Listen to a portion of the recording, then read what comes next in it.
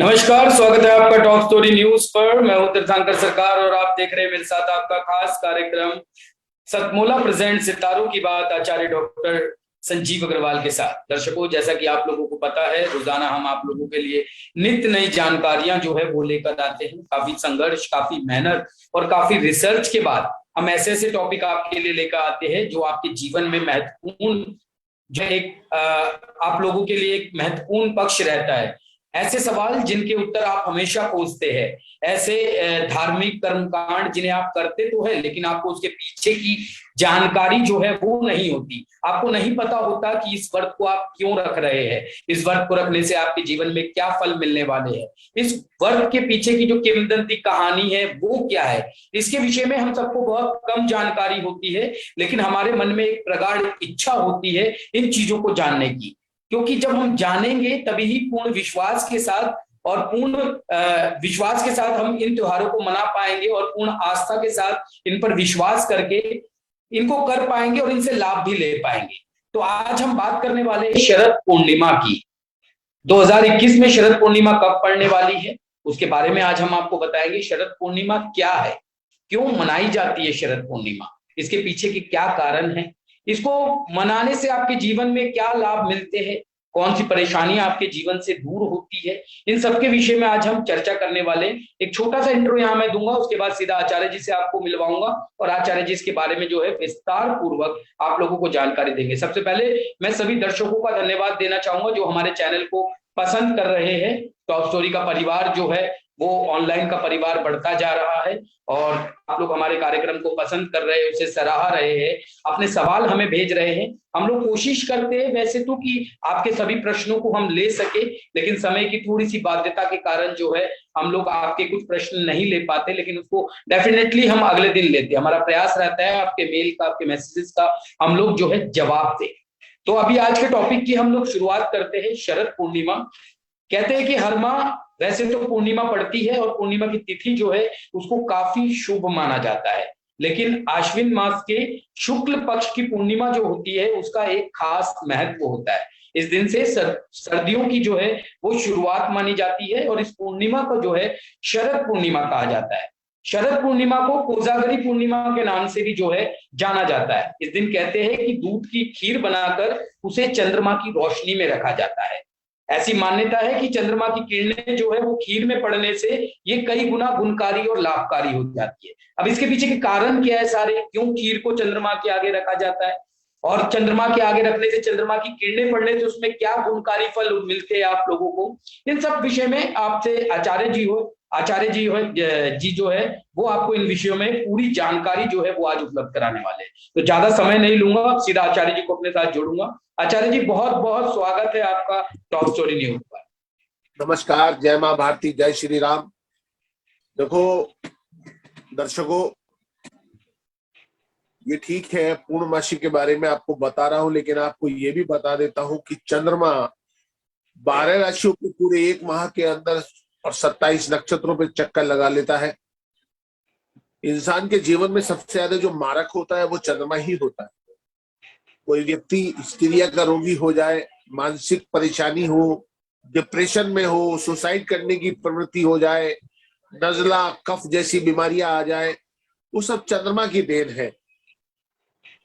और ऐसे में शरद पूर्णिमा का इंतजार तो आज आयुर्वेद के सारे चिकित्सक भी करते हैं। कारण यह है कि जो ये परसों का दिन है, पूर्णमासी का है, आज हम आपके लिए लाए इसलिए है कि हम आपको अवेयर करा सके, हम आपको पूरी जानकारी दे सके कि कल 14 है और कल रात को पड़ने वाली चंद्रमा की किरणें आपके जीवन में बहुत कुछ दे सकती हैं। जी, हम लोग पहले पढ़ते हैं, फिर लिखते हैं, फिर आपको सुनाते हैं। कारण इसके पीछे एक बहुत बड़ा है। हम लोग ठीक है मेहनत करते हैं और आप लोगों तक पहुंचाते हैं कि आपको अज्ञानता से दूर ले जाए, आपको ज्ञान के प्रकाश के अंदर हम नहलाएं, जिससे पता चले कि पूर्णमासी का महत्व हिंदू धर्म में, सनातन धर्म में है क्या, हम चंद्रमा से कैसे लाभ ले सकते हैं। जिन लोगों के जन्म पड़वा और अमावस्या पे होते, अंधेरी रात में होते, उन लोगों के लिए तो जीवन बहुत संघर्षमयी हो जाता है। ऐसे लोगों के लिए शरद पूर्णिमा किसी सुअवसर से कम नहीं है। और मैं आपको इसके वृत्तांत इसके बारे में बताता हूं। अभी सरकार ने भी आपको बताया है सारी बातें, और मैं अब आपको इसको विस्तृत चर्चा के रूप में आपको लेना चाहता हूं। देखो दोस्तों, परसों 20 तारीख को पूर्ण चंद्रमा का पूर्ण रूप 16 कलाओं के साथ दिखाई देगा। अश्विनी का जो चंद्रमा होता है वो धरती के बहुत नजदीक पहुंच जाता है, अर्थात जो हमारी गैलेक्सी है उसके अंदर चंद्रमा धरती के करीब होता है। वर्ष के यूं तो 12 महीने होते हैं और 12 पूर्णमासी होती है, आप सब लोग जानते हैं। लेकिन ये जो पूर्ण चंद्रमा दिखाई देगा, ये तन मन और धन तीनों के लिए श्रेष्ठ माना गया है। इस पूर्णिमासी को चंद्रमा की किरणों से अमृत की वर्षा होती दिखाई देती है। जो देवी महल में रात को देखने के लिए निकलती, कौन जाग रहा है और कौन अपने कर्मनिष्ठ भक्तों को अपने कर्मों से क्या कर रहा है, कैसे कर रहा है, किस क्रिया के अंदर है, ये सब देखने के लिए माता लक्ष्मी निकलती है, ऐसा देवी पुराण में लिखा हुआ है। और वो लोगों को आनंदित देती है, प्रकाशमयी करती है और उसकी रोगों को निस्तारण करती है, निपटाती है। लक्ष्मी का मतलब होता है धन की देवी, लक्ष्मी का मतलब होता है स्वास्थ्य की देवी, लक्ष्मी का मतलब होता है आपके मन को शांत करने वाली देवी। लक्ष्मी धन के साथ साथ आपकी पत्नी के स्वरूप में भी विराजमान होती है आपके घर में। अर्थात जिन घरों के अंदर पति पत्नी के बीच में अक्सर तनाव रहता है, उन लोगों के लिए भी ये दिन अच्छा माना गया है, बहुत ही सुंदर माना गया है। और आपको एक चीज बता दूं, ताजमहल का जो देखने का सुख है, इसी पूर्ण चंद्रमा को सबसे ज्यादा प्यारा दिखाई देता है। हजारों विदेशी लोग आके वहां पर, अब तो लॉकडाउन की वजह से थोड़ा कम हो सकता है, हजारों लोग ताजमहल देखने के लिए वहां आते थे। जो ये पूर्ण पूर्णिमा है, पूर्ण पूर्णिमा का मतलब धरती के सबसे नजदीक होने की वजह से चंद्रमा एक बड़े आकार में दिखाई देता है। दोस्तों, इसको कोजागरी के नाम से जाना जाता है, कोजागरी पूर्णिमा इसको कहा जाता है। यानी लक्ष्मी की पूरी कौन जाग रहा है। अश्विनी महीने की पूर्णिमा को चंद्रमा अश्विनी नक्षत्र में होता है, इसीलिए इस महीने को अश्विनी नाम मिला है। कहने को तो अश्विनी दवाइयों के देवता है, आयुर्वेदिक के देवता है अश्विनी। एक महीने में 27 नक्षत्रों का भ्रमण करके ये पूर्णमासी आती है। केवल शरद पूर्णिमा को ही चंद्रमा अपनी 16 कलाओं से संपूर्ण होता है और पृथ्वी के सबसे ज्यादा नजदीक भी। चंद्रमा की किरणों से इसकी पूर्णिमा को अमृत बरसता है, जिसकी वजह से हमारे मेरठ में रहता हूं मैं, तो चौले जो पोहा होता है सफेद, उसको दूध में भिगो कर रख दिया जाता है और चलनी से ढक दिया जाता है किसी स्टूल पे रखकर। उसमें जो चंद्रमा की किरणें पड़ती है सारी रात, सुबह को भगवान का भोग लगा के फिर उसका हम लोग भक्षण करते हैं, हम लोग उसको खाते हैं, तो हमारे शरीर से जो हमारी सांस की नली है उसको भी लाभ मिलता है। इसके सही मायनों में आयुर्वेदाचार्य जो होते हैं, जो वैद्य हैं, इस दिन की प्रतीक्षा करते हैं। वो अपनी दवाइयों को, जो रोगनाशक दवाइयां, जड़ी बूटियां हैं, इस चंद्रमा की रोशनी में रख देते हैं, जिससे उसके अंदर भी अमृत जैसे फल आ जाए। और जब वो भक्षण करे, हम लोग मरीज भक्षण करे, तो उसका पूरा निदान हो सके, उसका पूरा असर जातक के ऊपर, मरीज के ऊपर दिखाई दे। चंद्रमा को वेद पुराणों में मन के समान माना जाता है। चंद्रमा मनसो जात, वायु पुराण में चंद्रमा को जल का कारक बताया गया है। प्राचीन ग्रंथों में चंद्रमा को औषधीय यानी औषधियों का स्वामी कहा गया है। ब्रह्म पुराण के अनुसार सोम या चंद्रमा से जो भी सुधामयी तेज धरती पे गिरता है, उसी से औषधियों की उत्पत्ति होती है। और जब औषधियां 16 कला संपूर्ण हो, तो अनुमान लगाइए उस दिन औषधियों को कितना बल मिलेगा। जी। शरद पूर्णिमा की शीतल चांदनी में रखी खीर खाने से शरीर के बहुत से रोग दूर होते हैं।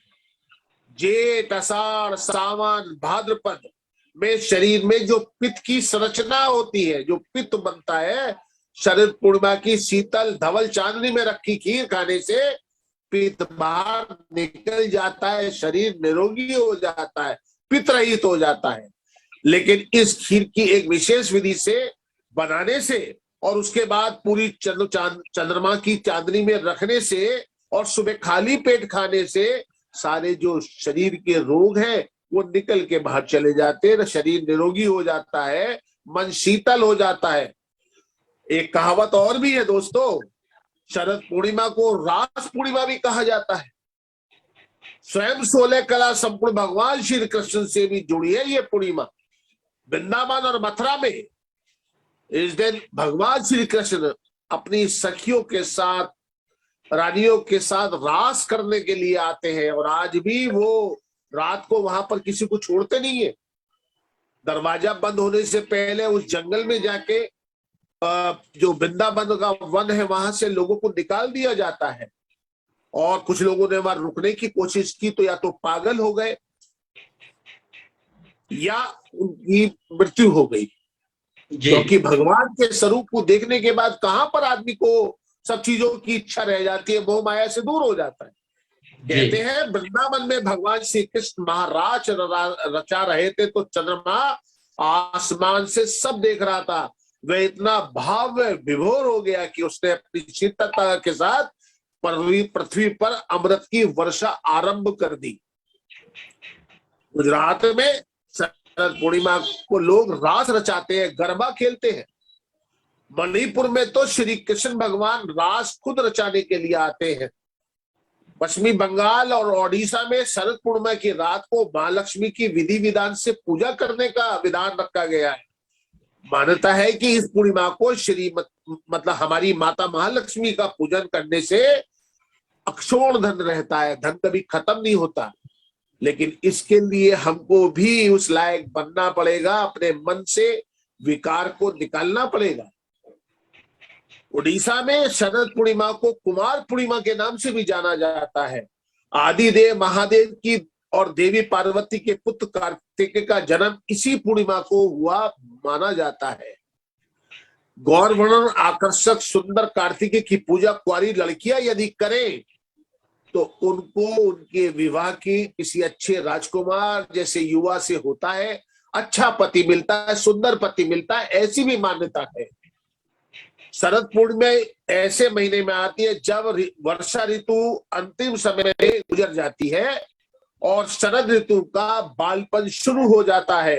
अर्थात परसों रात के बाद से शरद पूर्णिमा का आगमन आपको होता दिखाई देगा और इसके ठीक 15 दिन के बाद आपको दिवाली मनाने का सुअवसर मिलेगा जी। और इसकी ये जो ऋतु आरंभ होगी परसों के बाद, इसको हेमंत ऋतु बोला जाता है। कहते हैं जो हमारे कपल है, जो युवा है, जिनकी नई नई शादी हुई है, उनको यदि इस वक्त में संतान रुक जाए तो बहुत काबिल संतान होती है, बड़ी उच्च स्तर तक जाती है। अर्थात जो परसों का दिन है आपके लिए बहुत ही अद्भुत दिन है। मर्यादा में रहे, भगवान की पूजा करे, माता लक्ष्मी की पूजा करे, भगवान कार्तिकेय की पूजा करे, निश्चित ही आपको लाभ पहुंचेगा, ऐसा मेरा मत है जी। दोस्तों, हमारा हर दिन, हम लोग सोने की चिड़िया ऐसी नहीं कहलाते, हमारा हर दिन सोने जैसा है। हमारे देश में हर रोज कहीं ना कहीं त्योहार मनाया जाता है और अगर त्योहार नहीं हो तो भी हम लोग एक दूसरे को सेलिब्रेट करने से कहीं नहीं चूकते। ये जो आजकल जो नए नए सेलिब्रेशन आ रहे हैं, माता दिवस, पिता दिवस, बच्चा दिवस, बेटी दिवस, ये हमारे देश में तो रोजाना की परंपरा है। इसके पीछे कारण है, वहां पर लोग अलग हो जाते हैं, साल में एक बार मिलते हैं। हम तो अपने माता पिता से, अपनी भाई बहनों से, अपनी पत्नी से, अपने बच्चों से रोज मिलते हैं। और अब तो मोबाइल के जमाने में अगर बेटा भी दूर बैठा रहे तो रोजाना अपने माता पिता को फोन लगा लेते हैं या माता पिता उससे ऑनलाइन बात कर लेते हैं, चेहरा देख के बात कर लेते हैं। तो दोस्तों, ये थी आज की आपको पूर्णमासी की वृत्तांत। आपको कैसा लगे जरा हमको बताइएगा, जिससे हम कल फिर और अच्छे ढंग से आपको बताएंगे। और कल हम आपके सामने एक ऐसी बात भी रखेंगे कि हम लोग क्यों पिछड़ते जा रहे हैं, उसके पीछे कारण क्या है। क्या होता है कि हम चाहते तो बहुत सारा सुख है, लेकिन कर्मों की वजह से उस सुख के अंदर कमी आ जाती है। आज मेरी जी सरकार से भी चर्चा हुई कि हम कल जो लेके आएंगे आपके लिए, वो लेके आएंगे, हमारी नींव कमजोर पड़ती जा रही है। हमारे युवाओं की नींव जो है वो कमजोर पड़ती जा रही है, धरती छूटती जा रही है, जी और उसका हर दिन किसी न किसी रूप में खराब हो जाता है। कल हम इसके ऊपर आपसे चर्चा करेंगे। आपके लिए बहुत ही शिक्षा वाला समय होगा, और अब आगे सरकार जैसा कहेंगे हम वैसा करते हैं। तो चलते जी हैं फिर आचार्य। सरकार के पास। जी सरकार, पता है। जी आचार्य जी, बहुत बहुत धन्यवाद इतनी बेहतरीन जानकारी शरद पूर्णिमा को लेकर दर्शकों को देने के लिए। उम्मीद है दर्शकों को आज शरद पूर्णिमा के विषय में संपूर्ण जानकारी जो है वो मिल गई होगी। आपके मन में जो सवाल रहे हैं वो सवाल आपके जो है उनके उत्तर आपको मिल गए होंगे। क्यों खीर बनाई जाती है, क्यों चांद की किरणें खीर पर दिखाई जाती है, और चांद की किरणें लगी हुई खीर खाने से आपके जीवन में आपको क्या लाभ मिलता है, उसके पीछे की क्या कहानी है। आचार्य जी ने सारी चीजें आपको विस्तार पूर्वक जो है वो आज बताई है। अगर अभी भी आपके मन में इसको लेकर कोई सवाल है, या अगर आप कोई और भी सवाल हमसे पूछना चाहते हैं, तो फटाफट हमें कमेंट में आप वो सवाल लिख सकते हैं। उन सवालों के जवाब हम जरूर आचार्य जी से लेकर आपको देंगे। और जैसा कि आपको पता है दर्शकों, अब समय हो चुका है इस समय आपके सवालों को लेने का। तो एक एक करके आप अपने सवाल जो है वो हमें लाइव के दौरान भेजिए। उससे पहले हमारी इस वीडियो को कम से कम 10 ग्रुपों में या 10 लोगों के साथ साझा कीजिए, ताकि वो लोग भी अपने सवाल हम तक भेज सके और अपने जीवन की जो परेशानियां हैं उनके हल जो है वो जान सके। तो शुरुआत करते हैं सबसे पहले सवाल से, जो हमें भेजा है संदीप आर्य जी ने। दिल्ली में इनका जन्म हुआ है और 10 दिसंबर 1985 1985 को इनका जन्म हुआ है, 10 दिसंबर। समय है इनका दिन में 3:45। और ये लिखते हैं कि कारोबार में इनको काफी नुकसान हो रहा है और इनका स्वास्थ्य जो है वो भी ठीक नहीं रहता है। इनकी कुंडली बन गई है, इनका मेष लगन है, वृश्चिक राशि है, मंगल की कुंडली है इनकी कुल मिला के। देखो दोस्तों, ये कुंडली बाचू, उससे पहले एक बात बताता हूँ। कल संक्रांति थी, कल 13:11 पे, यानी कि 1:11 दोपहर में सूर्य तुला में आके नीच का हो गया। कुछ लोगों को इसका नुकसान होगा, कुछ की प्रतिष्ठा पे फर्क आएगी, तो कुछ लोगों को बहुत लाभ भी होगा। आप लोगों को सत्यनारायण भगवान की कथा करनी चाहिए और कसार का भोग लगाना चाहिए। उससे आपके केतु अच्छा होगा, आपका मन मस्तिष्क अच्छा होगा। अब मैं इनकी कुंडली दे रहा हूँ। 10 दिसंबर 1985 मंगलवार का दिन, चतुर्दशी कृष्ण यानी कि इनका जन्म जो हुआ है वो अंधेर में हुआ है। आज मैंने जो ये पूर्णिमासी का जो बताया वो इनके ऊपर लागू होता है। इनको अपनाना चाहिए, खीर बना के खानी चाहिए। इनका जन्म विशाखा गुरु के नक्षत्र में इनका जन्म हुआ है। इनके जो कंटेंट है वो गुरु वाली कंटेंट है। ऐसे व्यक्ति थोड़ा जिद्दी हो जाते हैं, थोड़ा गुस्से में बोलते हैं, माइग्रेन की प्रॉब्लम, सिर में दर्द की प्रॉब्लम होती है, अपनी चलाने वाले होते हैं, और इनकी कुंडली में पूर्ण काल शरद दोष है, जिसकी वजह से इनके सारे काम लेट होते हैं। इन्हें मोरपंखी की झाड़ू बना लेनी चाहिए, और मोरपंखी की झाड़ू बना के उसको स्नान करने के बाद बदन कुछ के अपने शरीर पे चलाना चाहिए। जी। इनके सिर में यदि दर्द रहता है, शाम को छिपता हुआ सूरज देखना चाहिए। जी। साथ में अपने घर से दूर, अपने जहां इनका जन्म हुआ है वहां से दूर जाके व्यापार करेंगे, निश्चित तौर से सफलता मिलेगी। इसमें कोई अतिशयोक्ति नहीं है। अपने शहर में रह के ये तरक्की नहीं कर पाएंगे। इनका जो भाग्य रतन है वो मूंगा है, कोरल, 6.25 रत्ती का मूंगा अपने रिंग फिंगर में, इस वाली उंगली में रिंग फिंगर में पहने सीधे हाथ में, मंगलवार के दिन इनको भविष्य में लाभ होगा। जी आचार्य जी, बहुत बहुत धन्यवाद। उम्मीद है संदीप जी आपको भी आपके प्रश्नों के उत्तर मिल गए होंगे। आचार्य जी ने जो भी उपाय आपको बताए हैं उनको नियमित तौर पर अपने जीवन में कीजिए, निश्चित ही इसके सफल परिणाम जो है वो आपको देखने को मिलेंगे। अगले सवाल पर आ जाते हैं। अगला सवाल हमें भेजा है शिवानी शर्मा ने, लखनऊ उत्तर प्रदेश से। इनका जन्म हुआ है 2 फरवरी 1990। 2 फरवरी? जी, 2 फरवरी 1990, 1990। और समय है इनका 5:15 शाम के। इन्होंने अपनी समस्या में भेजी है कि इनकी जॉब नहीं लग पा रही है और घर में इनके काफी कलह रहता है, काफी कलेश का घर में माहौल है। तो जानना चाहती क्या दोष है और क्या उपाय करने चाहिए।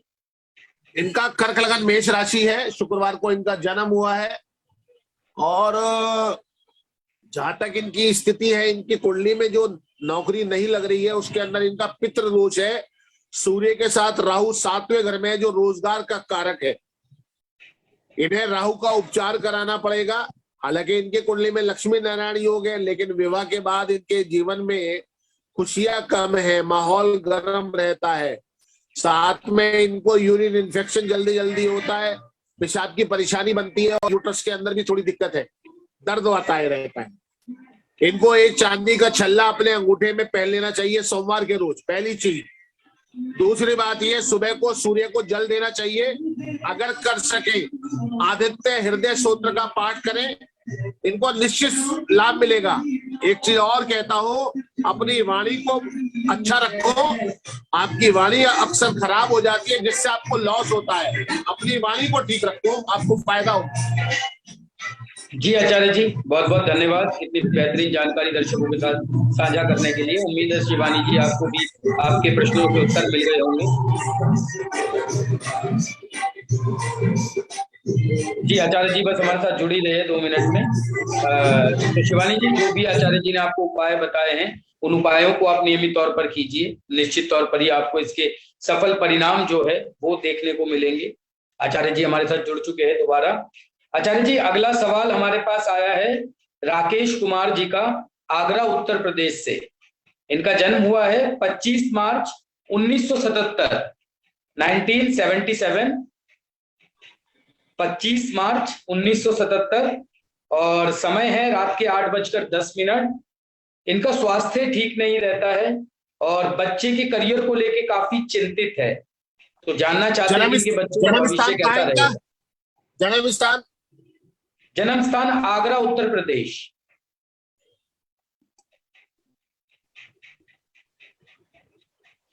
इनका तुला लगन है, वृश्चिक राशि है। इनको 24/1/2020 से शनि की ढैया चल रही है, तभी से इनको ज्यादा परेशानी है।